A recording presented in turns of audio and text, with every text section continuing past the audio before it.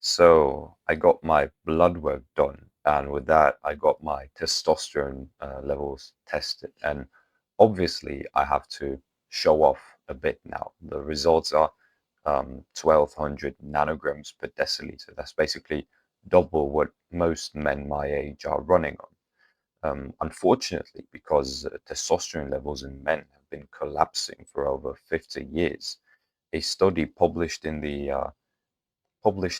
Journal of Clinical Endocrinology and Metabolism found that the average total testosterone levels have declined by about 1% per year since the 1980s. So even after controlling for age and health and stuff like that, if the trend continues linearly and there's no major reversal, then a large percentage of men could actually become clinically infertile within a few decades. And subfertility, so difficulty conceiving for men, right, is already a concern. So a 22-year-old has the same testosterone of a 60-year-old in 1980. Why? Is multifactorial, but here's the big picture. Less physical activity, more sitting, worse sleep thanks to light pollution and stress, processed food, endocrine disruptors everywhere, and most of all, a lifestyle that tells the body you're not needed anymore. Because testosterone is evolutionary. It's your body's signal that says this man needs to compete, build, reproduce. But if you live in a comfort box eating estrogenic food, scrolling on a couch, never lifting heavy, your biology thinks the war is over, so it pulls back. That message isn't random, it's hardwired into our biology. And today I'm breaking it all down, step by step, with all the mechanics explained. First of all, your body doesn't just randomly produce testosterone. It's built on a cascade, a hormonal axis called the HPG axis, similar to the axis we had with the stress video, HPA axis, hypothalamic, pituitary, gonadal, right? With the stress, what HPA was the adrenal glands. Now it's HPG, and here's how it works. Your hypothalamus, deep in the brain, releases GnRH, or gonadotropin releasing hormone. Think of GnRH like the start signal that travels a short distance to the pituitary gland, which responds by releasing LH, luteinizing hormone. LH goes systemic. The luteinizing hormone goes systemic, flows through your blood and down into your testes, where it hits the Leydig cells, specialized in testosterone production as well as sperm production. And LH tells them you need to start converting cholesterol into testosterone. And they do by a series of enzymes in a process called steroidogenesis. And that's the key. Every single thing you do, sleep, diet, training, even mindset, is either turning up or down that hormonal switch. And the biggest factor in that switch is sleep. And I know it's something that especially young men don't get enough. Like if you play video games till late at night or if you work. But if you're not sleeping, forget it. It's over for you. It never even started. No, I'm kidding. But nothing else matters really. Like sleep is really important. If sleep is broken, testosterone production collapses. It's that simple. Why? Because 70 to 90% of your daily testosterone release happens during deep non-REM sleep.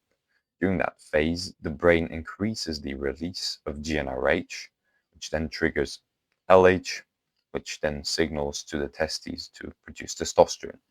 And the enzymes that actually make testosterone, like CYP11A1, which kicks off steroidogenesis by converting cholesterol into pregnenolone. Those enzymes are most active when your nervous system is in deep rest. Lack of sleep also spikes cortisol, your stress hormone. Cortisol suppresses GnRH and therefore also inhibits luteinizing hormone and competes for the same precursor molecules that your body needs to make testosterone. So if you're pulling all-nighters, working late, and waking up with an alarm after 5 hours, your body's response is you're in survival mode and to shut down reproduction and muscle building to prioritize quick energy. Of course, there's different situations that people can be in, but if you want to implement anything I mentioned in this video, then please just sleep. I myself usually sleep 7 to 8 hours a night, like not 10 or something like that, but still try to get a good night's sleep. And what really helps with sleep is getting sunlight in the morning for the circadian rhythm to kick off and dimming the lights in the evening. I know there's also avoiding screen time, but to be honest, that's something that I'm guilty of sometimes. And it's not going to completely ruin your sleep, but try and avoid it. Like it kind of does ruin your sleep after all, but like read a book or just head straight to bed. And also, what helped me a lot is a sleeping mask, because you always hear how you're supposed to make your room super dark. You should sleep in a cold and dark environment, but I can't really do that in my room. You can't really make my room super dark. So trust me, a sleeping mask is an S tier investment. Maybe I should start ranking stuff. Let me know in the comments if you like a video format with something like that, like rankings. Second is strength training, right? Most guys know that testosterone builds muscle, right? That's true, and it works the other way too, right? Heavy lifting signals to your body to produce more testosterone. Here's how. When you lift near maximal weight, I'm talking 1 to 3 reps per set, you activate motor units in your nervous system that are rarely touched by lighter, high rep work.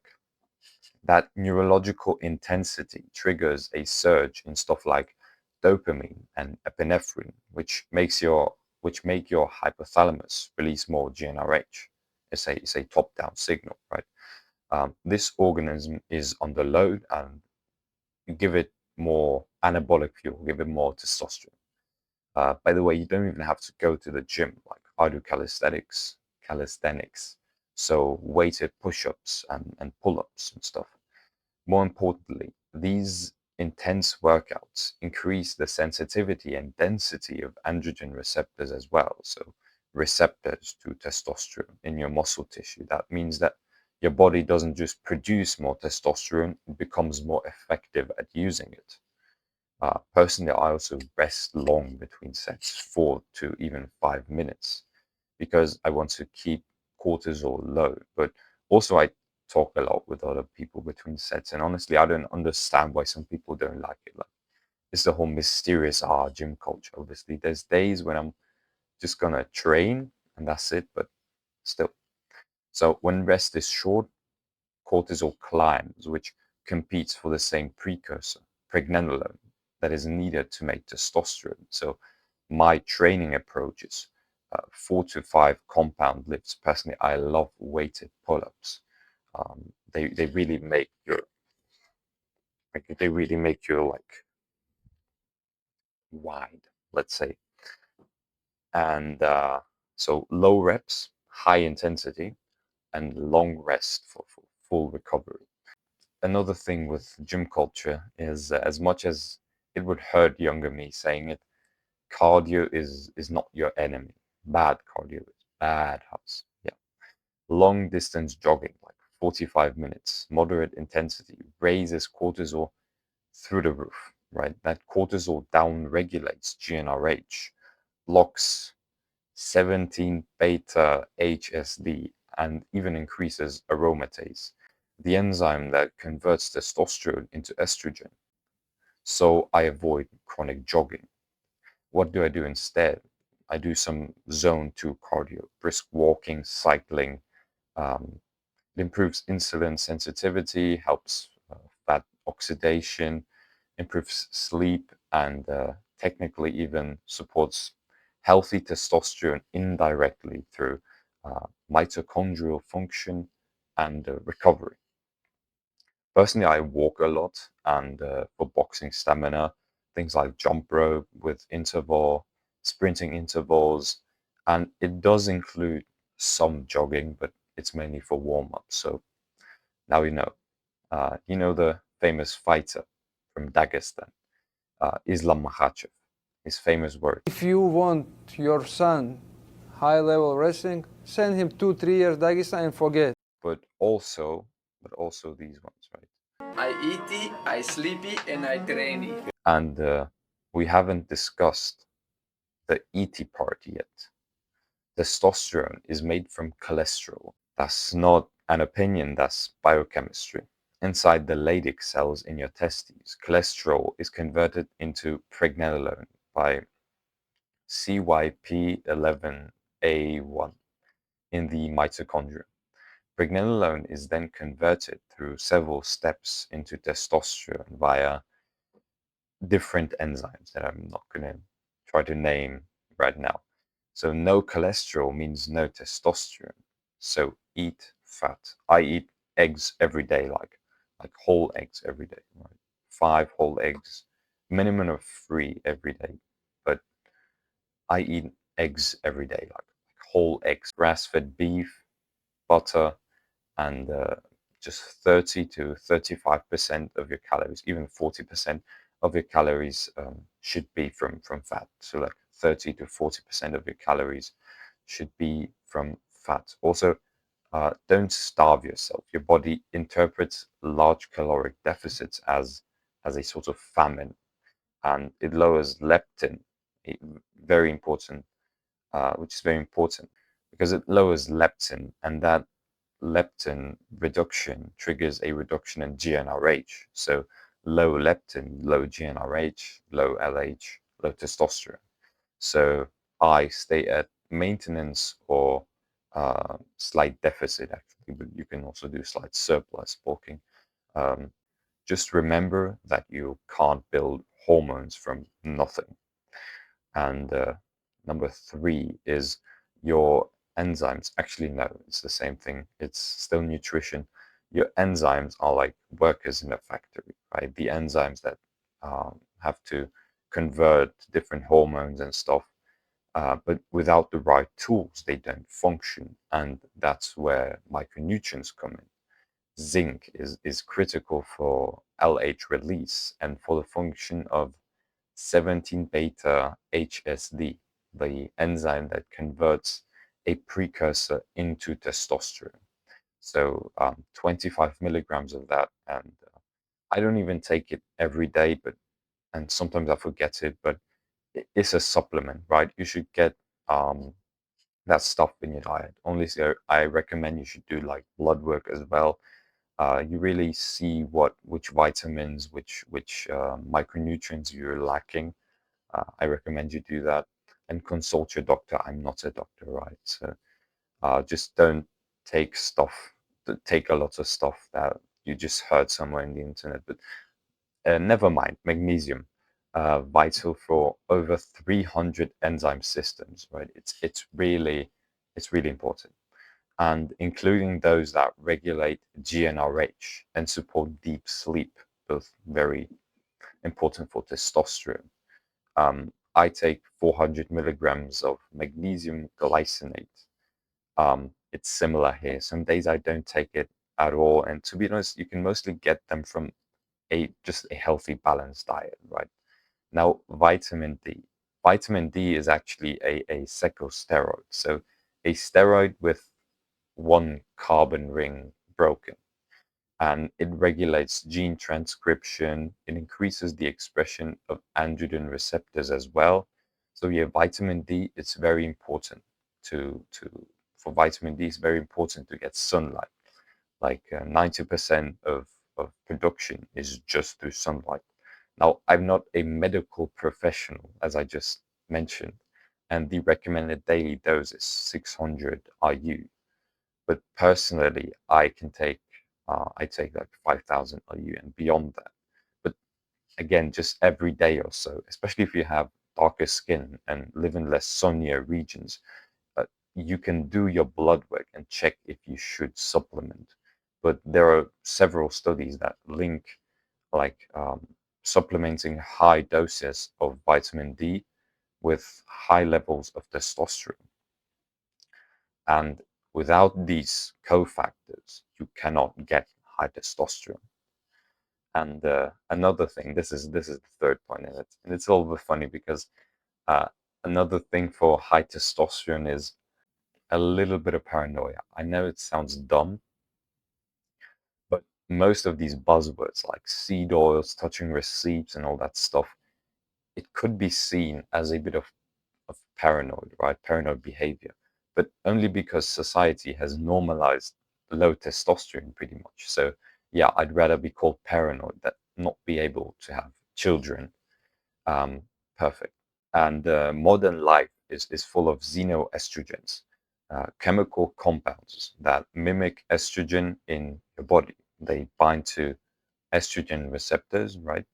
And disrupt the HPG axis, especially by reducing GnRH and LH, right? The hormones that kickstart um, the testosterone production. So here's what to avoid. First of all, you already know it, receipts. Cash cash register receipts are coated with BPA, bisphenol A, a very potent xenoestrogen.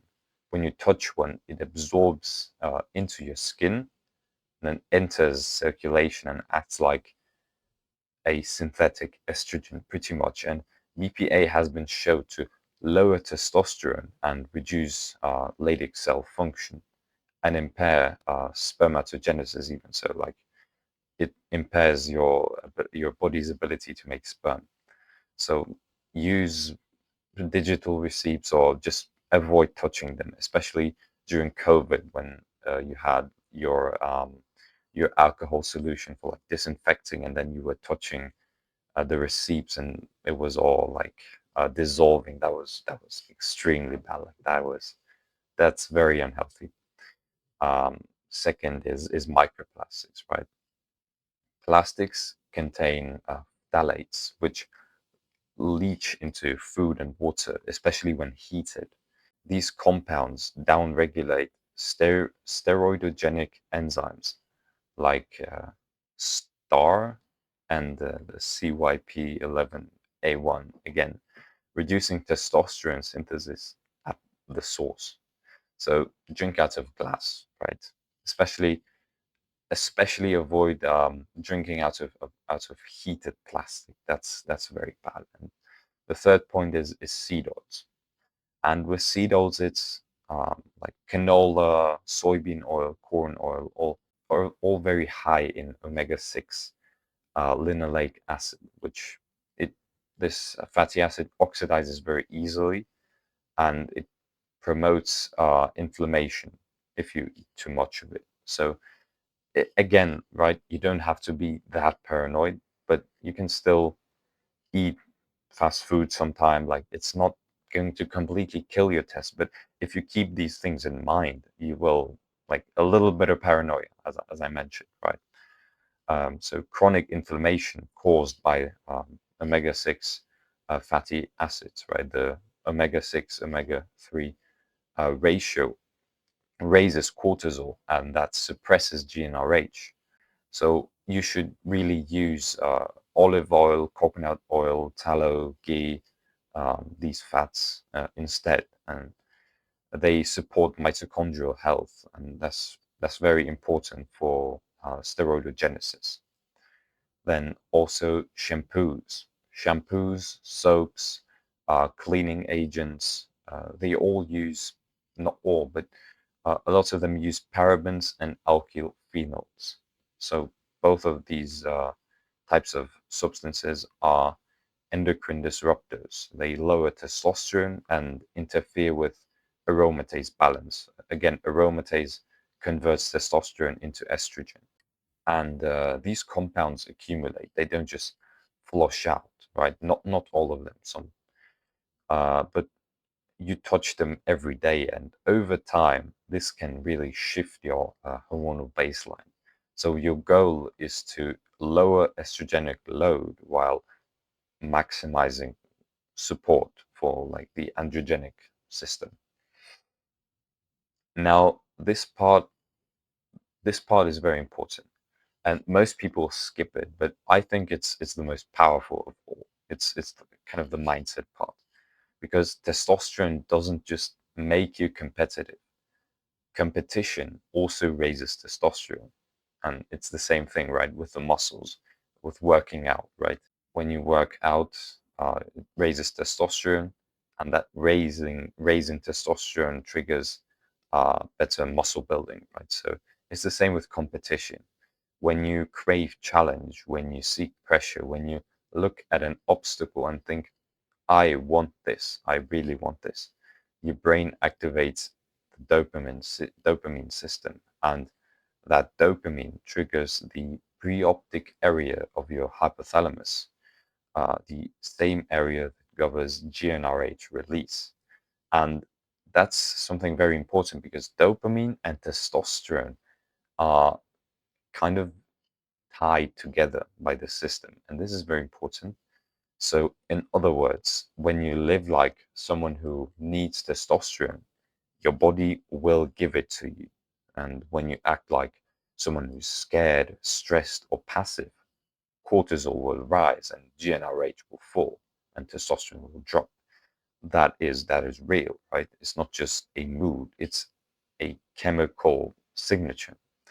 So what should you do? You should chase you should chase resistance in the gym, in business, socially. You have to want to do hard things that give you a potential reward. Also, competition. You have to visualize competition and then initiate it. Like, if you have high testosterone, you will be a very competitive individual, and vice versa, right? You can't fake this. You have to want to win, really. You have to have that hunger, that dominance mindset. You have to have that dog in you, right? But it really rewires your endocrine system, and you're telling your body, we're building a king dog. So if you want to raise your testosterone, don't just look for shortcuts like, look, this supplement will raise your test naturally by like 80%, like this Tonkat Ali or Shilajit, whatever these things. It may be right, it may raise your testosterone a bit. I'm not saying that. I'm not an expert. Actually, right? But you should really focus on your system: sleep, lift, eat, recover, a little bit of paranoia as well, and thinking like a dog, like you're the dog, right? Like a king. So your body is always listening. Everything you do is a signal to your body, right? You have to keep that in mind. So thank you very much for watching. I hope you enjoyed it.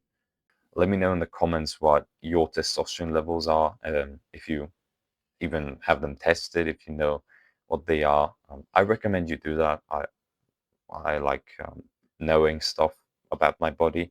If you would like another video on testosterone, like its effects, or maybe including things like the very potent DHT, right, dihydrogen testosterone, or androgen receptors as well,